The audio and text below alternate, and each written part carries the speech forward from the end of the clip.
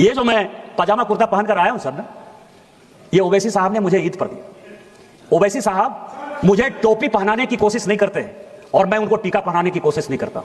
टोपी पहनने से मैं मुसलमान नहीं हो जाऊंगा और टीका पहनने से ओवैसी जो है वो हिंदू नहीं हो जाएगा। हम दोनों नदी की वो धार में राष्ट्रीय स्वयंसेवक संघ का कट्टर आदमी है। हमारा मुसलमान के साथ किसी प्रकार का कोई रिलेशन नहीं हो सकता। लेकिन जब देश की बात आती है, ऑपरेशन सिंदूर की बात आई, तो हम और ओवैसी एक साथ थे और हमने और ओवैसी ने देश के बारे में जो बात कहा वो सबसे इंपॉर्टेंट है सर, कि जब सऊदी अरब हम लोग पहुंचे और वहां का विदेश मंत्री जब हम लोगों को कहा कि आपको पाकिस्तान के साथ बात करनी चाहिए और ओवैसी जब उसको समझाने में नाकामयाब हो गए तो उन्होंने कहा कि निशिकांत जी आपको बोलना चाहिए। और मैंने कहा कि वो सरकार नहीं है, हम आपको सुनाने आए हैं, हम आपकी बात सुनने के लिए नहीं आए हैं।